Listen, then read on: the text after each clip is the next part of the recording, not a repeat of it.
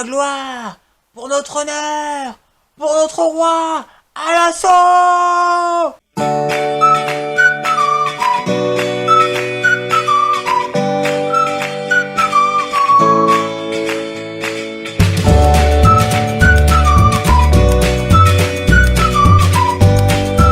Bonjour à tous et bienvenue pour cette nouvelle vidéo aujourd'hui cinéma pour parler du film qui vient de sortir dans nos salles. Il s'agit du Dernier Duel, le dernier film donc, du réalisateur Ridley Scott.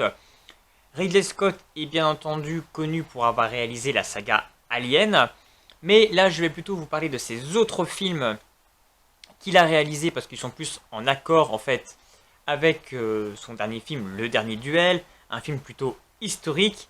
Et Ridley Scott est également extrêmement connu pour des films historiques. Bien évidemment, Ridley Scott, c'est déjà Gladiator avec Russell Crowe, film magistral avec une musique de Hans Zimmer qui nous emportait, et vraiment un film bourré d'émotions et extrêmement qui nous plongeait donc dans ce Colisée romain des gladiateurs. On a eu ensuite Robin des Bois, toujours avec Russell Crowe qui était dans le rôle donc, de Robin des Bois. Un film qui était très bien, qui était impactant, puissant, il y avait des très belles scènes de bataille. Moi, ce qui m'avait dérangé dans ce film, c'est que je trouvais qu'on n'était pas forcément, enfin dans l'image que moi je me représentais de Robin des Bois, mais ça restait un très bon film. Ensuite, il a projeté un petit peu plus avec Exodus, là ça se passait en Égypte, avec Christian Bale.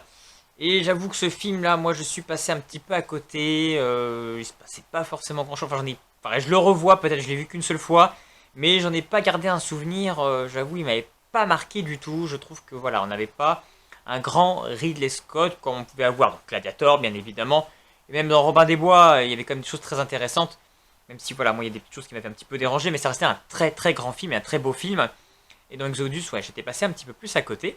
Et donc là, il revient cette année, donc il revient avec deux films cette année, Ridley Scott, ça risque peut-être d'être peut-être l'année de Ridley Scott. Il arrive comme à plus de 90 ans, donc il arrive toujours à réaliser quand même des films, c'est quand même impressionnant. Donc avec Le Dernier Duel, qui est un film historique, et il reviendra également, il me semble, dans soit fin novembre ou début décembre, je ne sais plus, pour un film basé sur Gucci, donc House of Gucci. À voir ce que se donnera un petit peu plutôt ce film encore historique sur cette marque. Donc parlons aujourd'hui du Dernier Duel de Ridley Scott. C'est un film tiré de faits réels, d'un fait historique qui s'est déroulé en France. Le film se passe donc en 1380 à peu près, enfin dans ces années-là, parce que le film se passe sur plusieurs années. Et ce qui est un peu déroutant au début, d'ailleurs, on a pas mal de sauts, on a du mal un petit peu à tout comprendre au début, et après une fois qu'on a compris la mécanique du film, ça devient beaucoup plus prenant et beaucoup plus intéressant. En fait, c'est l'histoire d'une femme, d'un seigneur qui va être violé.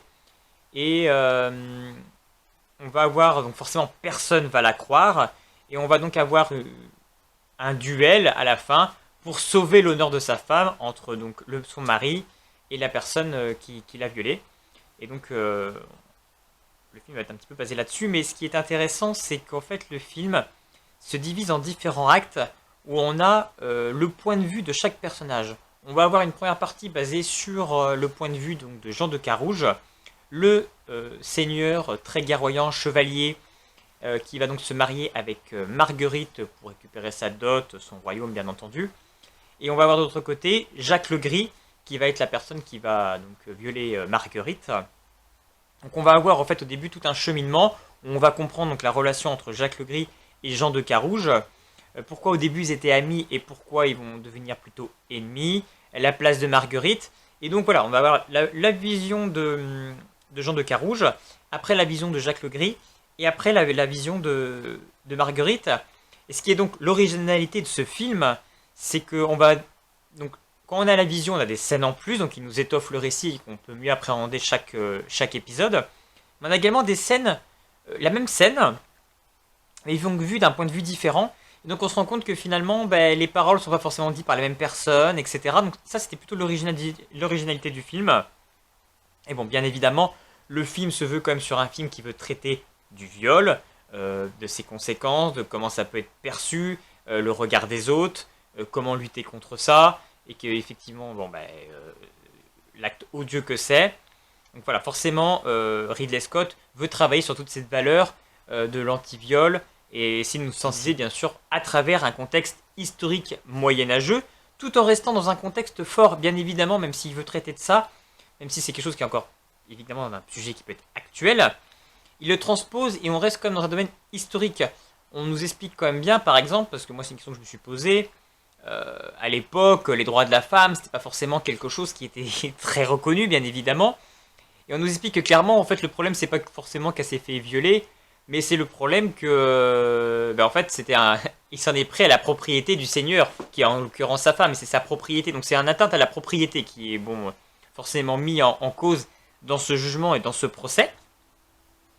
Et donc forcément, dans ce film, on a donc le cheminement, donc comme je le disais, entre Jean-Luc Decarouge et Jacques Legris, et de pourquoi ils vont s'affronter. Donc, déjà, pour commencer à parler de ce film, pour donner un petit peu ce que j'ai pensé de ce film, déjà il faut parler du décor. Déjà, la réalisation est absolument somptueuse, les décors sont incroyables. On a des reconstitutions d'un Paris de ces années-là avec la Notre-Dame qui est en construction. On a des très beaux châteaux filmés en France. Ça, c'est extrêmement beau. On est vraiment les armures, les costumes, tous les personnages. On a beaucoup de comédiens. C'est vraiment extrêmement bien réalisé, extrêmement bien monté. Même au niveau des batailles, on a des jeux de caméra qui sont très bien portés sur les chevaux ou en arrière, etc. On est vraiment immergé dans les batailles, qui sont limite un petit peu gore. Bon, il n'y en a pas tant que ça finalement, mais c'est un petit peu, on est vraiment dans cette guérilla moyenâgeuse. En même temps, c'est la réalité du Moyen-Âge. Donc là-dessus, c'est extrêmement beau. C'est sûr que ce film, il est magnifique. Il y a une réalisation et une mise en scène impeccable. Ensuite, donc on est complètement immergé dans l'univers de A à Z, ça c'est indéniable. Ensuite, les personnages. Et les personnages sont forts. Les personnages sont extrêmement bien écrits, extrêmement bien mis en scène. Ils ont tous une vraie personnalité. Bon, le jeu de comédie est incroyable. Il faut dire il a un casting incroyable. Jean Decarouge. Donc ce chevalier qui a beaucoup de valeur, mais qui a du mal peut-être un peu à s'exprimer, qui va être mis de côté, qui a du mal à trouver sa place finalement dans cette royauté, est joué par Matt Damon. Matt Damon est extrêmement bon. Je l'ai même trouvé vraiment, vraiment c'est un rôle où je le trouve vraiment très très bon, parce qu'il joue quelque chose qu'on n'a pas forcément l'habitude de voir chez lui, un petit peu plus moins sûr de lui, et il le joue aussi très bien. Enfin, moins sûr de lui. Ça dépend des moments où il peut être très sûr, mais quelqu'un aussi, voilà, un peu plus introverti, ou qui va peut-être vite aussi s'énerver, etc. Donc ça, il le joue très bien. Son personnage est extrêmement touchant, je trouve. Et vraiment, moi, j'ai trouvé Matt Damon très bon. Jacques Legris, joué par Adam Driver. Que dire, Adam Driver, il confirme encore une fois que c'est un acteur de la nouvelle génération, qu'il fait que monter en puissance de rôle en rôle. Et voilà, on l'avait vu dans la trilogie Star Wars, je trouve, où il a été pourtant, dans les Star Wars 7, il a été lynché par sa tête, son visage qui ne plaisait pas aux gens. Mais on se rend compte que même au fil d'après, avec l'épisode 8, l'épisode 9, il a pris en puissance, il a impressionné. Dans d'autres films également, il a montré sa patte, il a montré son charisme, et il a montré son talent d'acteur. Et là encore une fois, j'ai envie de dire que dans ce film, il est incroyable. Il impose en présence, en charisme, c'est assez incroyable. J'ai même envie de dire, il arrive presque à voler la vedette à Matt Damon. Donc c'est pour dire en fait son niveau d'acteur, qui est époustouflant dans ce film. La jeune femme qui joue donc Marguerite, je ne connaissais pas cette actrice. Je ne sais pas trop dans quoi elle a joué, mais elle joue très bien son rôle. Elle ne fait pas tâche par rapport aux autres acteurs. Et je tenais à donner une mention spéciale. Ceux qui me suivent sur ma chaîne savent que lors de Justice League, la Snyder Cut, j'ai descendu en flèche Ben Affleck, que je trouvais insipide. C'était le point faible de ce film. D'ailleurs, dans beaucoup de films, j'ai beaucoup de mal avec Ben Affleck, je trouve qu'il est mono-expressif. Et bien là, j'ai découvert un nouveau Ben Affleck. Il est dans ce film, il est très très bon. Je savais même pas qu'il jouait au fait dans ce film, et quand j'ai vu donc il joue un personnage d'un comte qui gère un petit peu la région et qui va montrer un peu sa préférence pour Jacques Legris en détriment de Jean Decarouge. Et il joue un rôle complètement différent de ce que peut jouer Ben Affleck, quelqu'un d'un peu plus exubérant, etc. Et je l'ai trouvé super bon. Je sais pas si c'est le fait qu'il soit blond. Voilà, il est blond. C'est peut-être ça qui fait qu'il est meilleur. Je ne sais pas, mais je l'ai trouvé impeccable, drôle, saisissant. Je me suis même demandé à un moment donné si c'était vraiment Ben Affleck. Je me suis dit, pourtant, il a son visage, il a son regard, mais c'est pas du tout le même. Donc j'ai vraiment mention spéciale pour Ben Affleck, parce que je l'ai vraiment trouvé excellent dans ce film, il faut quand même le reconnaître. Donc voilà, on a un casting impressionnant, voilà, on a un trio quatuor, j'ai envie de dire, d'acteurs vraiment qui portent ce film, qui nous captivent, vraiment par leur jeu, etc. On est pris dans cette histoire.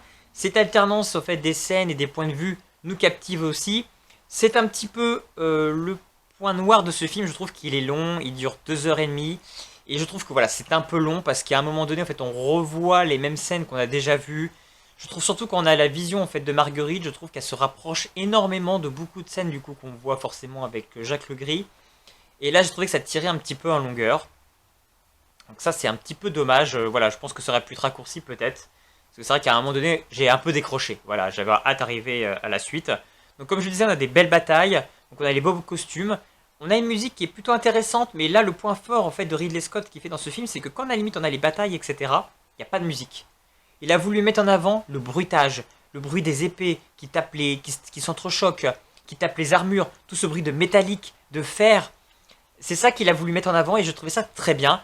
On a un combat final absolument très bien chorégraphié, très bien mis en scène. C'est vraiment très bon, c'est vraiment du grand Ridley Scott.